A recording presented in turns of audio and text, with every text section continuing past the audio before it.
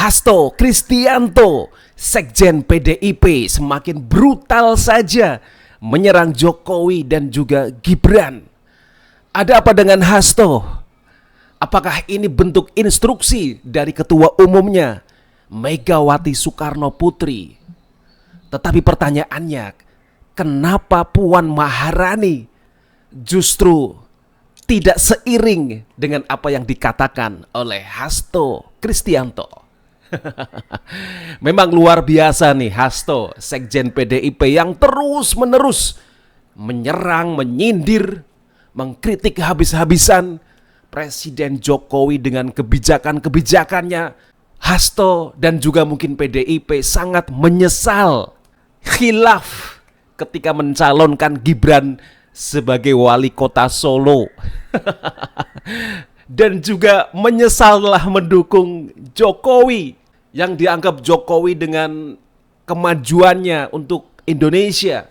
Tetapi Hasto tampaknya sangat tidak puas dengan kemajuan Indonesia yang dilakukan oleh Pak Jokowi. Karena ternyata bahwa kemajuan Indonesia karena utang yang besar. Ini juga cukup aneh. Kenapa baru sekarang? Padahal ketika bicara utang, itu sebenarnya kan atas persetujuan juga dari partainya yang berada di legislatif, di DPR. Menyusun APBN itu juga persetujuan DPR, berapa utang yang dibelanjakan untuk tahun ini dan seterusnya. Jadi Hasto merasa menyesal, merasa khilaf, telah mendukung Gibran dulu ketika mengajukan diri menjadi wali kota Solo. Dan tampaknya juga Hasto mungkin lupa ya, kalau seandainya waktu itu PDIP tidak memilih Gibran untuk jadi calon wali kota Solo, ya PDIP siap-siap kalah. Karena di akar rumput suara Gibran itu luar biasa.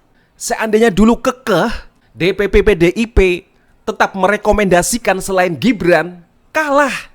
Sudah pasti kalah. Nah, termasuk juga ketika PDIP tidak mencalonkan Jokowi, sementara tidak ada calon lain yang layak, yang disukai oleh masyarakat, yang dicintai oleh rakyat Indonesia, ya PDIP akan kalah. Tidak akan mungkin juga menjadi partai pemenang pemilu seperti sekarang. Ini juga karena berkat Jokowi efek.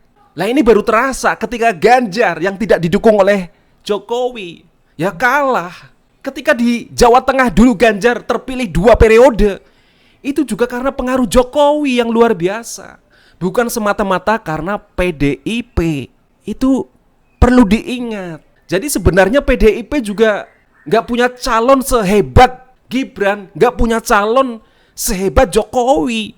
Itu harus diakui. Dan kayaknya Hasto memang benar-benar dendam kesumat.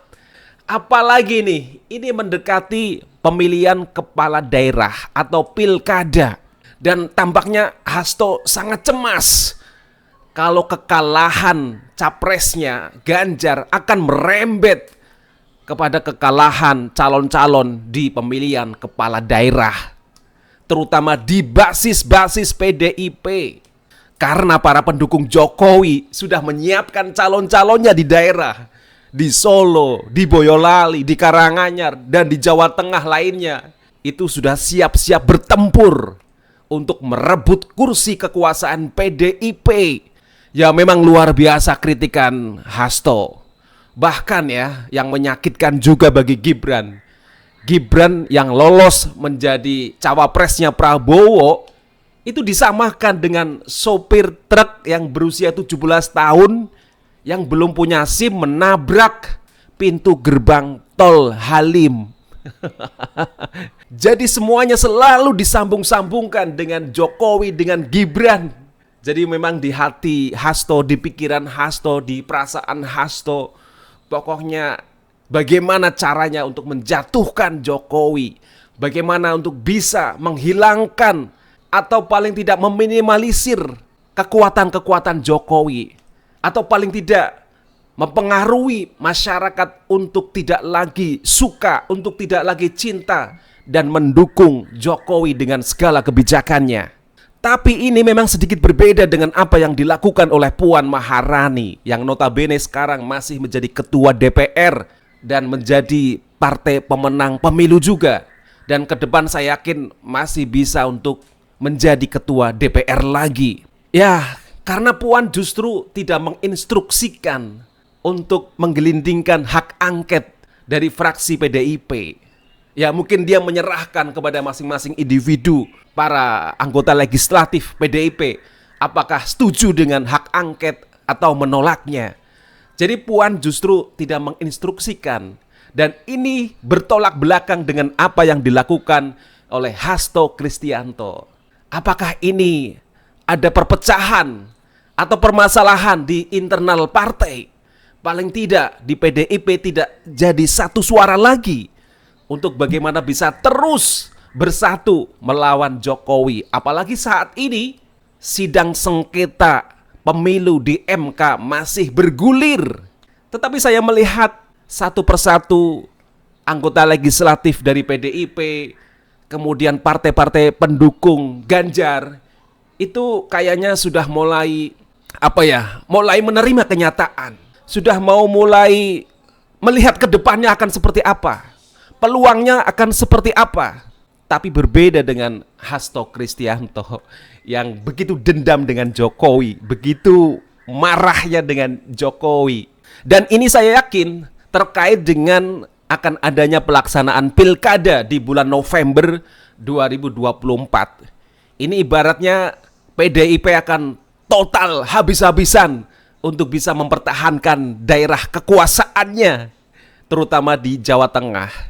Ini sudah mulai ancang-ancang nih, calon-calon yang didukung oleh tanda kutip Jokowi ya, itu sudah mulai maju. Dan ini otomatis membuat ketar-ketir kubu PDIP.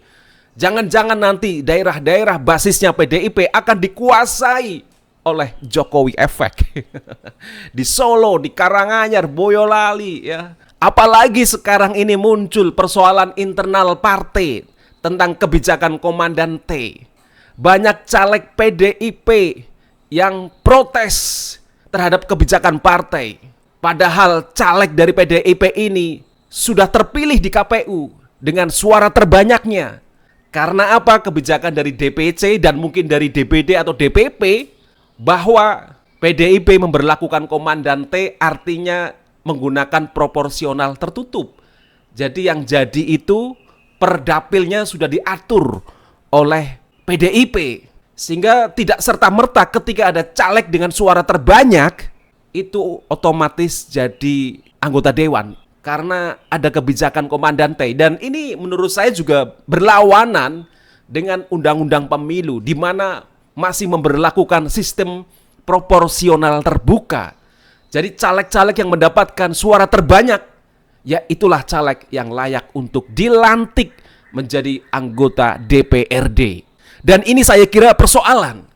Kalau nanti terus-menerus dan caleg-caleg ini gagal dilantik, pasti akan memberikan perlawanan. Paling tidak nanti di pilkada, mereka akan menyerang calon-calon dari PDIP. Dan ini akan jadi musuh bebuyutan. Dan ini akan jadi perang saudara. Antar kader PDIP akan perang. Dan ini sungguh tidak menguntungkan bagi PDIP untuk bisa menguasai kembali basis-basis kekuatannya. Ya kita tunggu saja akhir dari sengketa politik ini, terutama bagaimana nanti MK akan memutuskan apakah Prabowo Gibran akan dilantik di Oktober 2024 ataukah gugatan dari 01 dan 03 dilakukan pemilu ulang di mana Prabowo Gibran itu didiskualifikasi. Kita akan menunggu bagaimana MK memutuskan.